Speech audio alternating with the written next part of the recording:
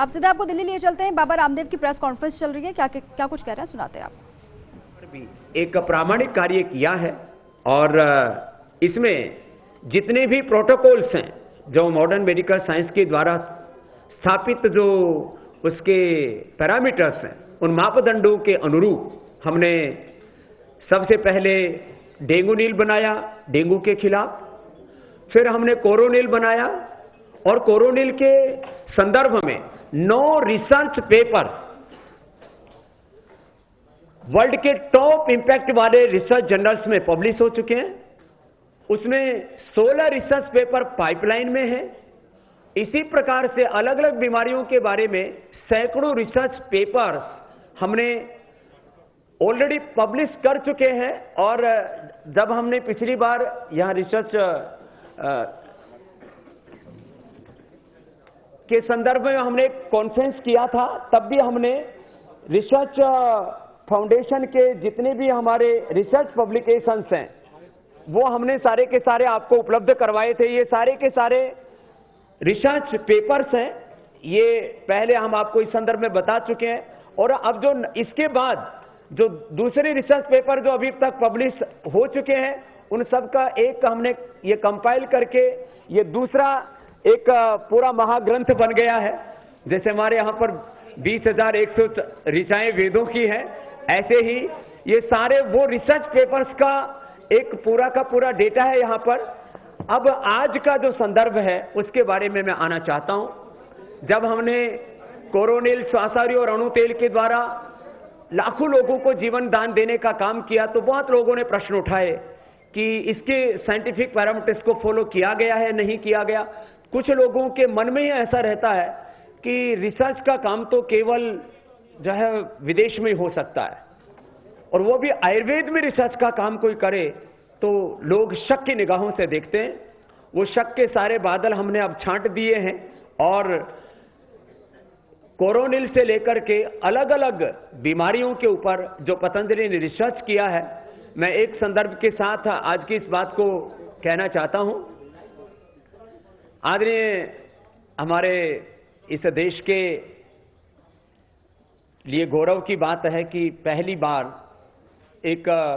वैश्विक स्तर पर हमारे देश के एक खुद जो डॉक्टर हैं और हमारे हेल्थ मिनिस्टर हैं उनको WHO के गवर्निंग काउंसिल के चेयरमैन के तौर पर एक बहुत बड़ा उत्तरदायित्व निभाने का सौभाग्य मिला है। भारत लीड कर रहा है इस समय WHO को, और उसके हमारे एक बहुत ही गरिमापूर्ण व्यक्तित्व जिन्होंने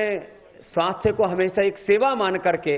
और मंत्री बनने के बावजूद भी अब कभी कभी अतिरिक्त व्यवसाय हो जाए तो अलग बात है, अभी भी रोगियों को देखना, उनकी सेवा करने को अपना सौभाग्य समझते हैं। ऐसे ही इस देश के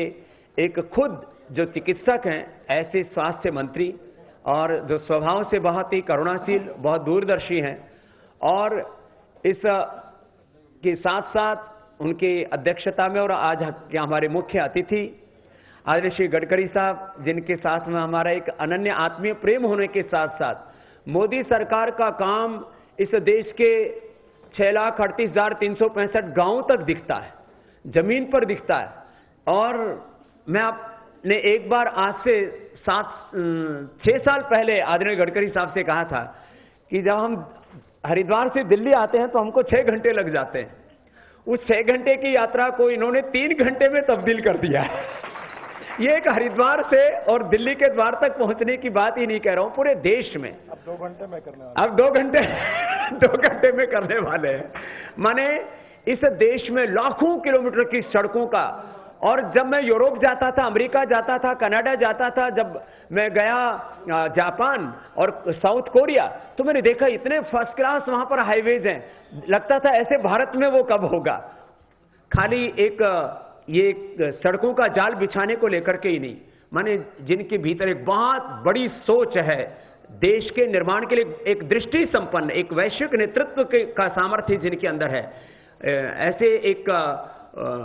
एक महान विभूति हमारे साथ हैं आदरणीय गडकरी साहब। हम दोनों का प्रथम तो पतंजलि योगपीठ, पतंजलि रिसर्च इंस्टीट्यूट की ओर से अभिनंदन करते हैं। और आज मैं श्रद्धेय आचार्य श्री की ओर से और हमारे पतंजलि रिसर्च इंस्टीट्यूट के जो प्रमुख हमारे उसके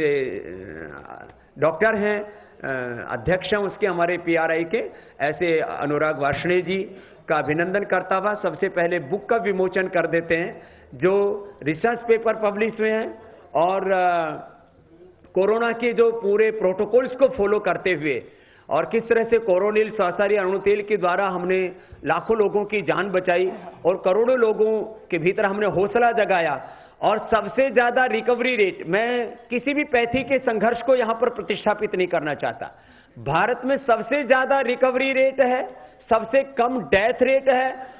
और करोड़ों लोग संक्रमित होने के बाद स्वस्थ हुए हैं। तो उसमें जहां एक और मॉडर्न मेडिकल साइंस की भूमिका है तो दूसरी ओर उसमें बहुत बड़ी भूमिका उसमें हमारे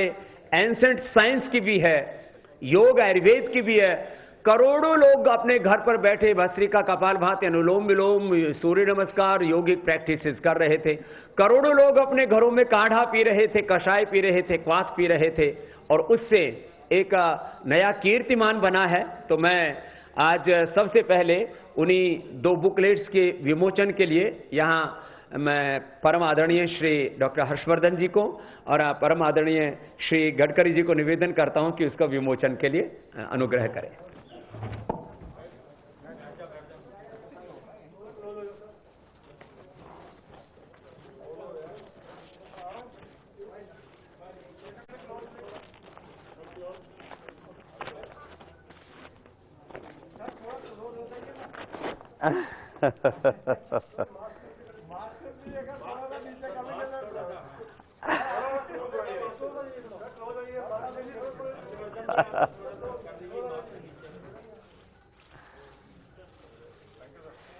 तो ये तो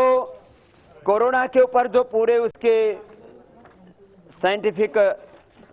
जो प्रोटोकॉल्स हैं उसको फॉलो करते हुए औषधि बनाई और ये टोटल जो उसके रिसर्च पेपर्स हैं जो पूरे इंटरनेशनल जर्नल्स में पब्लिश हो चुके हैं, 9 रिसर्च पेपर्स और 15 जो उसमें पाइपलाइन में है। तो मैं चाहता हूं कि दोनों का ये एक साथ ही ले लें तो अच्छा है, तो एक पूरा ही हो जाएगा। जी जी जी साहब,